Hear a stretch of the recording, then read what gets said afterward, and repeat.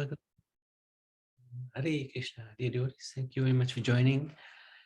So we'd like to seek the good wishes and the blessings and the mercy of Krishna Balaram, Radha Madhav, Radha Shyam Sundar, Gauranitai, Srila Prabhupada, Guru Maharaj, and the assembled Vaishnava, so that we can continue with looking at an overview of 11th Canto. So we are in the 7th chapter, and this chapter is, this verse is number 39 of this chapter. Pranavritaya santushyan muni naivendriya priya jnanan yathana nasyeta navakriyeta vanmanaha. Translation: a learned sage should take his satisfaction in the simple maintenance of his existence and should not seek satisfaction through gratifying the material senses. In other words, one should care for the material body in such a way that one's higher knowledge is not destroyed, so that one's speech and mind are not deviated from self-realization. Very nice, thank you.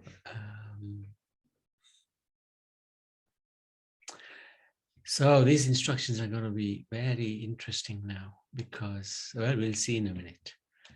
So Lord Krishna instructs Uddhav, chapter 7.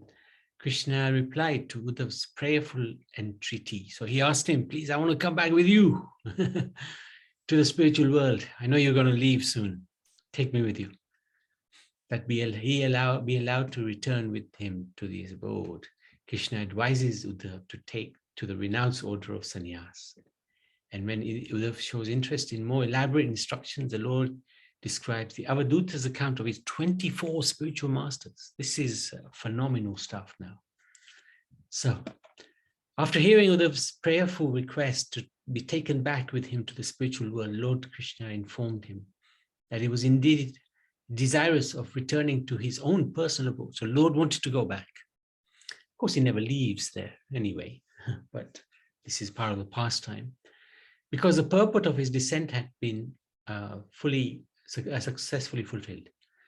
Thus Lord Brahma, Lord Shiva, and all the other planetary rulers are now praying for him to resume his residence in Vaikuntha. Now, due to the Brahman's curse, the Yadu dynasty will certainly perish by fighting amongst themselves. And on the 7th day from today, the ocean will rise up and inundate this city of Dwaka, and the misfortunes of Kali Yuga would soon beset the earth. He thus advised Uddhav to take up sannyas by fixing his mind upon him and establishing himself, Uddhav, in theoretical and realized transcendental knowledge. So this is both. It's like a train, you know, of a journey to the spiritual world. It's got it's got two rails: theory and realization, theory and practice. So they're both important. If you don't understand the theory, how are you going to put it into practice? And if you understand the theory, don't put it into practice, then what's the use? So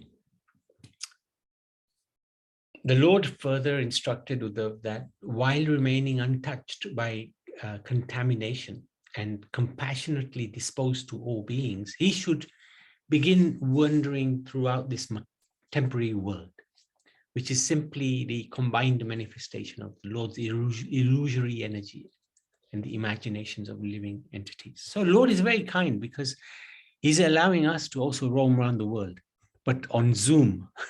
We don't actually have to leave the front room. We can travel around the world, meet different people. Very funny, Prabhuji. It's quite amazing, actually. So we can have meetings. Like on Saturday, we met for people from almost every continent. There was only 5-6 people in the room, but every continent was almost covered, you know. So it's true, Prabhuji. It's quite amazing, isn't it? Yes. So the Lord is very kind. He's given us that within Krishna consciousness to do something similar in one way. Shri Uddhav, he replied to the Lord, my dear Lord, for my supreme benefit, you have explained the procedure for giving up the material world through the process of sannyas or renunciation. But he was worried for those whose minds are attached to sense gratification, especially for those benefit of devotion unto you. Such a renunciation of material enjoyment is most difficult to perform. And then he gives his own example. I myself am most foolish because I am thinking I am this body and all these relatives are mine. Of course, Uddhav's mood was never that. He was a self-realized soul. But he's just portraying his humble attitude. And this is the mood of the self-realized soul. I am useless. I am nothing.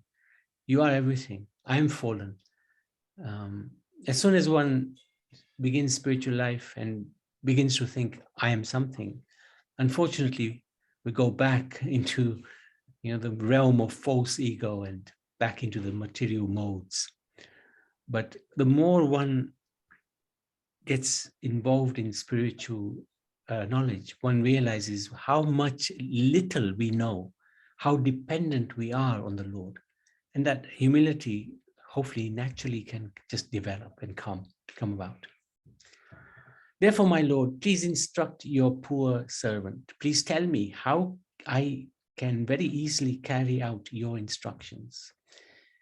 Besides your lordships, I do not see anyone, including the demigods, who can actually explain perfect knowledge to me. And thus I now surrender unto you. This is a really amazing mood to have. Normally in this material world, we have this attitude of, I know it all, even though we will know very, very little. But in the spiritual realm, the mood is, I do not know anything, please guide me.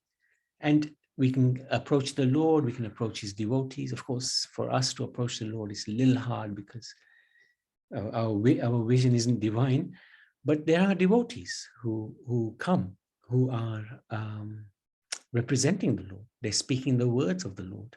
So it's very easy to listen to them. And again, through YouTube and all the current technology available, we can really make use. Jayanti listens to several classes a day. It's really painful. She tells me all about it, but it's good. Really, really good. There's so much available now. And there's so much available. Yeah. Yeah. So, very good. Yeah. Easily accessible. So then the Lord replies to Uddhav. Generally, those human beings who can expertly analyze the actual situation of the material world are able to raise themselves beyond the inauspicious life of gross material gratification. Thus, sometimes one acts as one's own instructing spiritual master. In this world, there are many kinds of created bodies.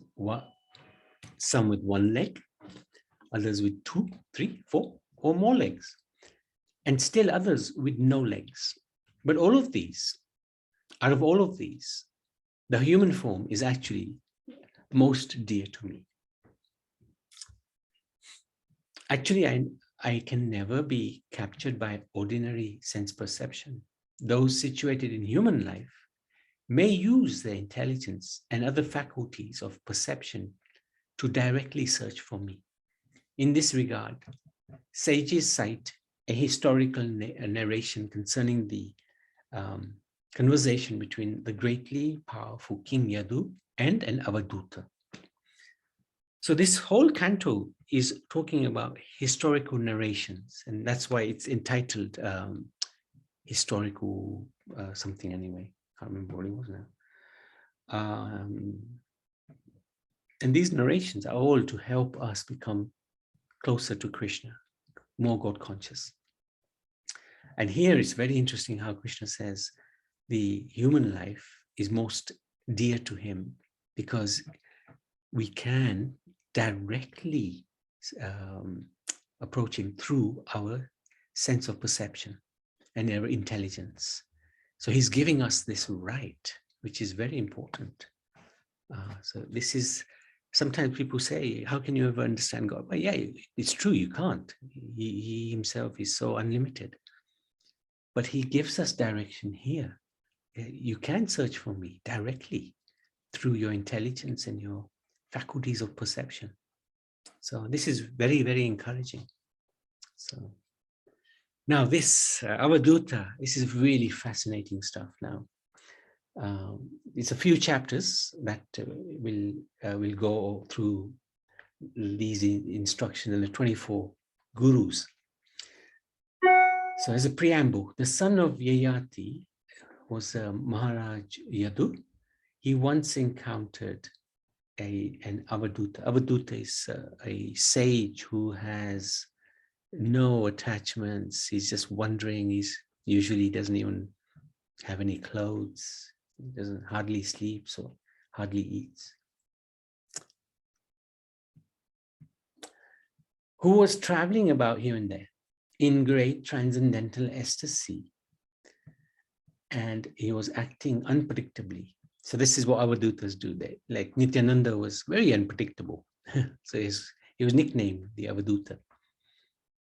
Just like someone who has become haunted by a ghost. So they seem crazy.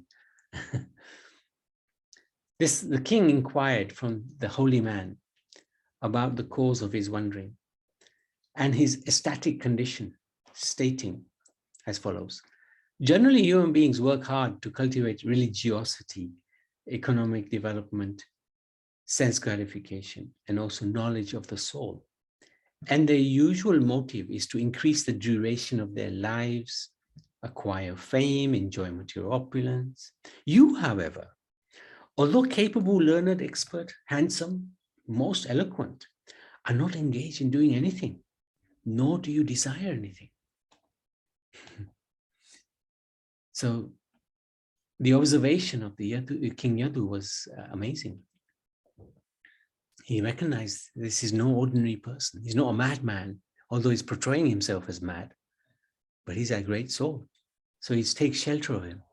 The Brahman, the Avadhut, he said that with his intelligence, he took shelter of 24 spiritual masters. Having gained transcendental understanding from them, he now can wander about the earth in a liberated condition, having learned the following from his gurus. So we're now going to go through an incredible journey. How the Avadhut, the Brahman, learned so much from various sources. And it's really fascinating.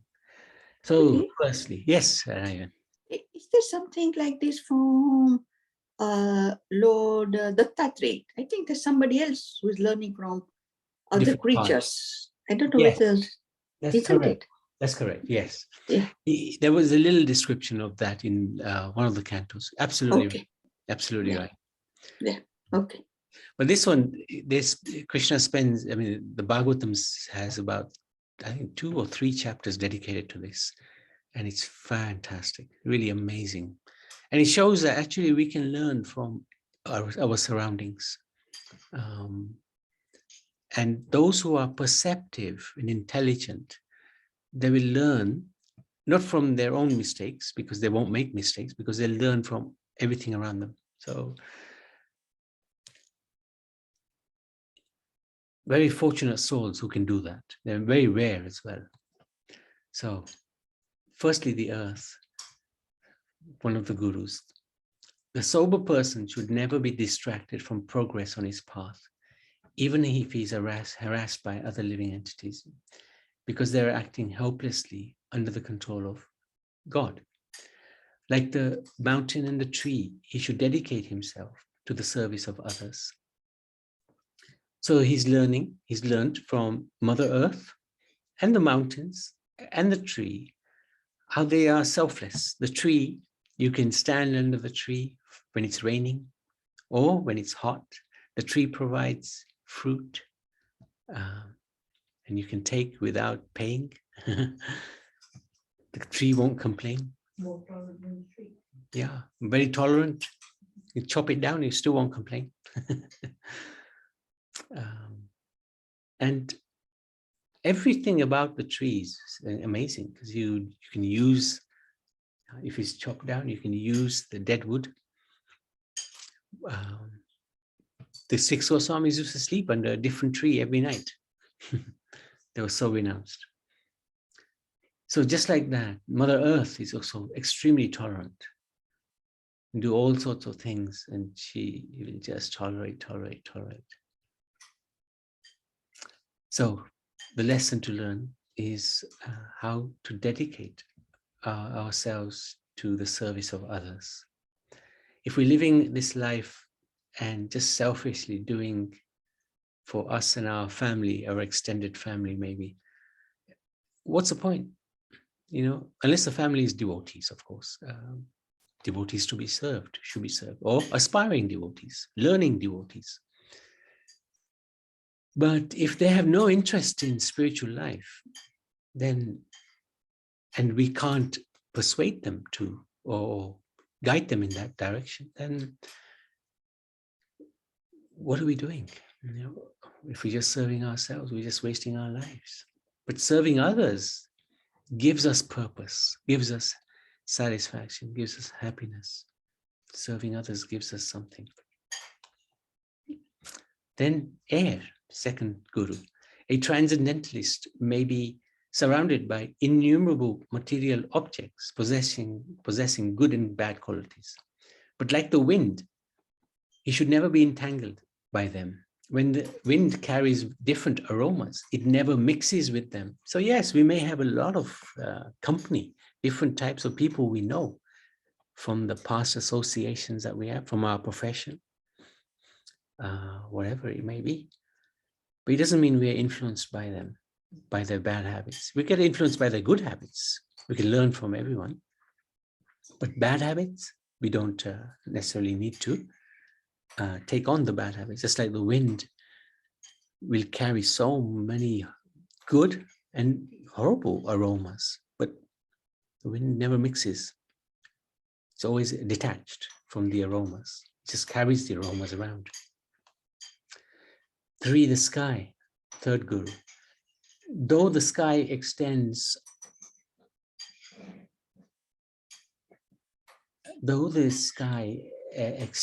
everywhere and everything rests within it, it does not mix with anything. So very similar. The soul and the super soul have the same quality. The sky is never implicated or affected by the blowing action of the wind. In the same way, the living entity is never affected, though it may enter a body of material elements. This is quite a tough one to realize and put into practice, because when something happens to the body or some circumstance affects the body, we become distraught or happy, whatever the situation may be. But the thing is, the soul is actually not affected, because the soul is spiritual. It's part and parcel of God. It's got the same quality as the super soul. And just like the super soul is beyond everything, so is the soul. So are we. But because we're conditioned and we're trapped in this condition of life through the modes of material nature, we get affected by happiness, distress, good, bad, beauty, ugliness. But actually the soul shouldn't be. Just like the sky is not affected when the wind is blowing, like hurricanes are taking place, yet the sky is still steady. So never implicated or affected by the blowing actions of the wind. So the lesson to learn is we may have material challenges or material happiness, but that we should understand that does not reflect what's happening to the soul, because the soul is spiritual. It's unaffected. Very difficult to realize and put into action. It's good to understand it theoretically at least, but we do somehow, through practice, through chanting the holy names, put that into practice to realize this. Okay. water. So the fourth guru. The saintly person is like water because he's free from all contamination, gentle by nature. By seeing, touching, or hearing, such a saintly person, a living entity is cleansed as if coming in contact with pure water. Now, water is extremely powerful, very purifying. And we have, 70% of the body's constitution, or maybe more, is water. Water is such an important ingredient that the Lord has given us, just like air is such an important ingredient. Without water, you couldn't survive more than 24 hours consecutively, or more than 2 days anyway. And it's extremely purifying. In the morning, we have a shower. And how purifying is that? After sleeping and evacuating and all that, having a shower just completely cleanses the body. And of course, the Lord advises that, yes, the body is cleansed, but then cleanse the inside by chanting my holy names. So water is a lot to learn from water. It's the saintly persons are like water. They cleanse us. It's said that when Prabhupada used to meet devotees, often devotees have this experience that they experience Prabhupada is looking right into them, the soul, and completely making them, in one sense, naked before them. Before him. So he had this vision that he would be able to see, or devotees would feel that he's looking right inside what I'm actually like, and he's cleansing me by that, just by that look. So this is the power of the saintly person. If you meet such a person like that, immediately take shelter of him. A very rare soul. Fire, fifth. Even if a saintly person eats contaminated food by chance, he's not affected. Like the fire that burns up contaminated substances that are offered to it. So example is Bhimsen, devotee of Krishna. He ate the poison, yet he wasn't affected by it. Prahlad Maharaj, he was poisoned, but he just accepted it as prasad and it purified him. So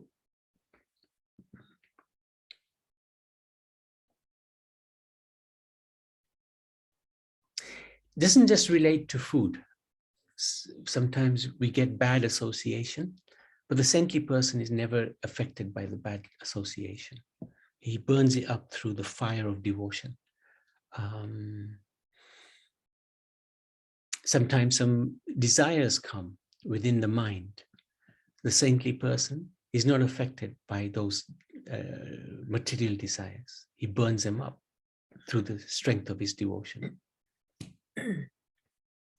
So this contamination of this material world is in every aspect, not just food. It's everywhere we look. Any association, newspapers, all sorts of things, isn't it? It's all around us. Yeah, there's an example of Prabhupada. One day, the disciples arranged for him to speak somewhere. They didn't realize it was a nudist place. So Prabhupada was chanting away, and then all these people turned up with no clothes on. When they opened out his eyes, he saw that, but he looked beyond that.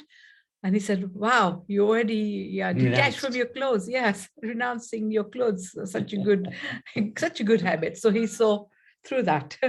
And they were so happy with him because normally they would get criticized and mocked, but he was glorifying them.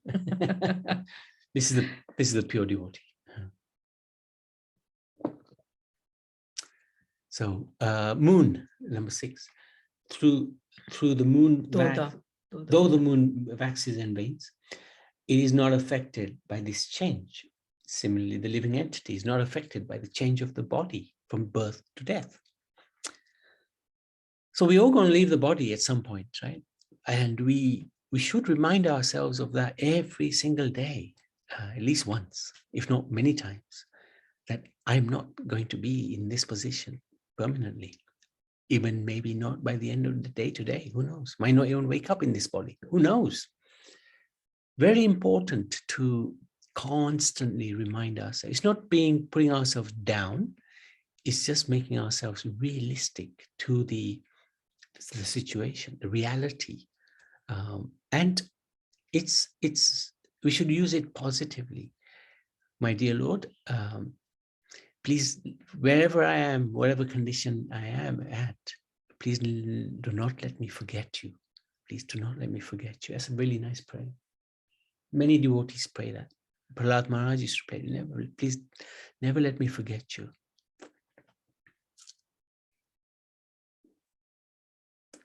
From the sun, a saintly person can accept a material thing with his senses, and at the appropriate time, he gives that thing to the proper person. So also the sun evaporates water, returns it to earth as rain. Sun and saints are never entangled by this. So sun, there's lots of things to learn from. Saintly person, he accepts a material thing with his senses, and at the right time he gives. So the sun evaporates water, and the sun gives that water back through rain, effectively, because water becomes cloud, and then the clouds distribute water back to earth. So yes, Prabhupada used to do this all the time. He used to get gifts from his disciples, and he would accept them, he would wear them or keep them, and then he would give them as gifts to appropriate persons. So really generous heart.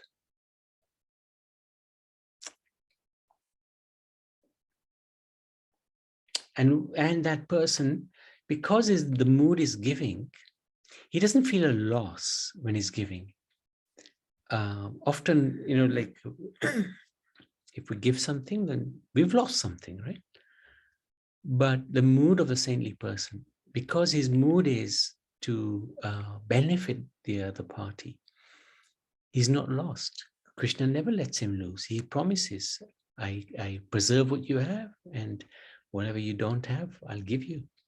So this is the mood of the saintly person. Everything belongs to him. So I'm never at a loss. Even if I give whatever I want to away, it doesn't matter. I'm never going to be at a loss.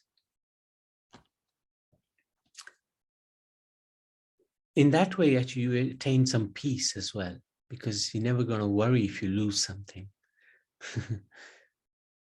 When we lose something, we cry. But if in the first place, we don't regard it as ours, we just regard it as in our possession for a short time, and then we depart with it, you're at a very peaceful situation. You're in a good place. Pigeon. Amazing. He is an example for excessive attachment because he chooses to be captured by the hunter after seeing his wife and children so captured, thinking that without them, life was not worth living. So now the Avadut really expands on this point, the plight of the pigeon. And you can see there's 23 verses describing this particular pastime. So it's really given some importance, especially for us, because this is exactly where we are. One should never indulge in excessive affection or concern for anyone or anything. It doesn't mean we are heartless and we don't care. No, we care. We're just not attached, overly attached. Otherwise, one will have to experience great suffering, just like the foolish pigeon. And this suffering is a lot greater than we can ever think, because this attachment will keep us in this world. And being in this world is being away from our natural position, which is in the spiritual world. So we need to understand that this attachment or over affection, excessive affection for our family, our homes, possessions, friends, whatever it may be, what makes us happy will bring us down, will keep us in this world. So that detachment is critical. And the only way to get detached is by becoming attached to the Lord. It's very difficult to become detached otherwise. Okay, so the story of the pigeon. There was once a pigeon who lived in the forest along with his wife. He had built a nest within a tree and lived there for several years in her company. The two pigeons were very much devoted to their household duties. In time, the two pigeons had little children to whom they were most affectionate and took great pleasure in listening to their awkward chirping, which sounded very sweet to the parents.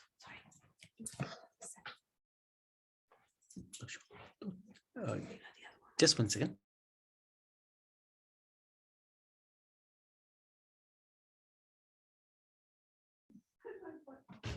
Sorry.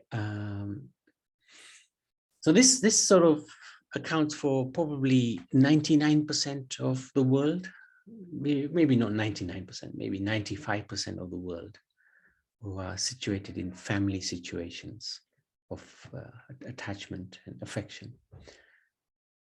One day, the two heads of the family went out to find food for their children, wandering all over the forest for a long time. At that time, the hunter saw the children of the pigeon, spread his net, captured them. Upon returning to the lady pigeon saw the children trapped in the hunter's net, and she rushed towards them. But she was also immediately bound in the hunter's net. The male pigeon, seeing his own children and wife captured and on the verge of death, lamented wretchedly and pathetically. He himself fell into the hunter's net. In this way, one who is too attached to family life becomes disturbed at heart. Like the pigeon, he tried to find pleasure in mundane sex attraction, busily engaged in maintaining his own family. The miserly person is fated to suffer greatly, along with all his family members. The doors of liberation are open wide to one who has achieved human life. But if one is simply devotes himself to family life, then he is to be considered as one who has climbed to a high place only to trip and fall down. So it's quite very frank. The Srimad Bhagavatam does not pull any punches. It gives it as it is. And we may not like to hear this because it's pretty cutting stuff. It's pretty, goes against the grain of pretty much everything we've done since we were born. But in order to make use of this human form of life, we have this wonderful opportunity of going back to Godhead. And the Lord himself has given us sanctioned us that, yes, you can perceive me directly with your intelligence. And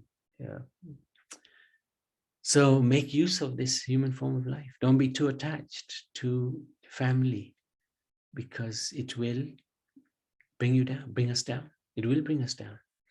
And sometimes the Lord is very, very kind. He gives us that, he forces the detachment from the family. It just happens. And we lament, oh, lost my whatever it may be. But actually, it's a blessing, because we're going to lose anyway. We're going to lose them anyway. But if it's done whilst we can still understand spirituality, understand the Lord, understand our connection with him, That's a blessing. It's a real blessing. Sometimes we might feel, it's a bit hard. My Lord, why are you putting me through this suffering? But actually, it's a beneficial thing. So, any questions, any comments? This is quite a heavy part of the Bhagavatam, a very frank part of the Bhagavatam. Nani Ben. Yes, Prabhuji. What do you think? Oh, yes, but this is what it is. Everybody's like this, isn't it? Yeah, oh, 95%. 95%. And I did initially. this is all created by Krishna, this material world is. Mm. And he leaves down to us. He's got all these attractions, family, Mm. and it's down to us to detach them completely and then get away from it. It's hard work. Yeah, he's created a world which is perfectly imperfect. Yes, exactly. Lalo is very naughty. He's just fulfilling our desires. You know, we want to be away from him. Okay, no problem. Enjoy. But he's made it in such a way that it's impossible. Who made the decision? That's initially Of millions of years ago. being away from him? We did. Yes. Yeah, we had that little desire, unfortunately. Yeah, but whoever it was, it has been going on and on and on and on, non-stop. Yeah. That's right. It's very, I mean, what he's saying is true, that we should cut through this maze of attachment, but people can't do it. Not many people can do it. No, extremely hard, extremely difficult. But we are lucky in the sense that the opportunity is there. We've been given this Bhagavatam, and through Prabhupada and the devotees, association, yeah, through association, it's possible. It's definitely possible. And I think our mood should always be, yes, we will do it. Yeah. It might take us a little time, but we need your help, my Lord. But we are committed to this. This is, I think, if we take that mood of commitment, the Lord takes over. He makes things, he makes arrangements. Yeah, he makes arrangements. He starts to arrange your life in such a way that you he might not give you any choice. You have to turn. You have to go close, become close to him. I feel that if we turn towards him with 100% faith, that he will guide us, and he will guide us. He's there, but we are not turning to him. We should turn to him. 100% he's there, but that much faith that he's there. Whatever happens, he's there for me. That should be the mood, isn't it? Correct. Yeah. Whatever happens is good for me. Whatever happens, good for me. That I believe in it. Whatever happens, he has got his own plan. It's good for me. I believe in that. Yeah. Well, that's a very good place to be. If you believe in that, then first step. Yeah, it's a big step, because it's the step that gives you peace. Yes, this horrible thing's happening, but it's good for me. He knows it's good for me. That's why it's happening. That gives you peace. That gives you comfort. That gives you shelter. Yeah, that's a very powerful place to be. Yeah, don't lose that place. Whatever happens, is because of him, and because he loves me. This is for my good.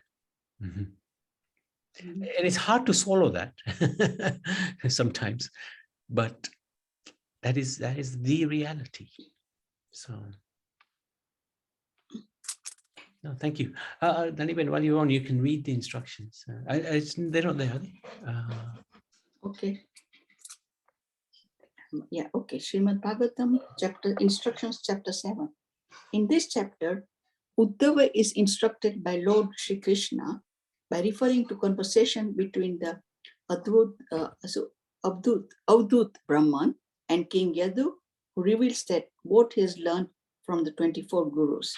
O King, I have taken shelter of 24 gurus, who are the following: the earth, the air, sky, water, fire, moon, sun, pigeon and python, the sea, moth, honeybee, elephant and honey thief, the deer, the fish, the prostitute Pingala, the kurkura bird and the kurara bird, and the child and the young girl, arrow maker, serpent, spider, and the wasp. My dear king, by studying these activities, I have learned the science of the self. Each of these also are elaborated to so make the study of these for our benefit. Now, when I was sort of working and sort of studying and working, I had always had this thinking that we can learn from anybody. Even whenever we go to the lectures, we can learn from the professors, but also we can learn from the people, like other people who are in the laboratory, those who are doing all the blood tests, people who are clinics. So that used to be my attitude, that we have to have open mind, that we can learn from anybody. Yeah, makes sense. This is what it is, that we have to keep an open mind, that everybody has something good in them. The spider, you see, it says the python, the prostitute, everything has something good in them. Yeah. And the thing is, because the focus now is spiritual, that's the beauty. If we can find something, oh yes, we can learn something spiritual from this. That gives us a lot of, what's the word? It's like, it makes it deeply ingrained. If you see something and you say, okay, I'm going to learn this from that, you're teaching yourself, and that you can learn a lot just by teaching yourself. It's very true. Very true. Interesting. Thank you. Anybody, any questions, any comments? All right. Thank you so much. Srimad Bhagavatam ki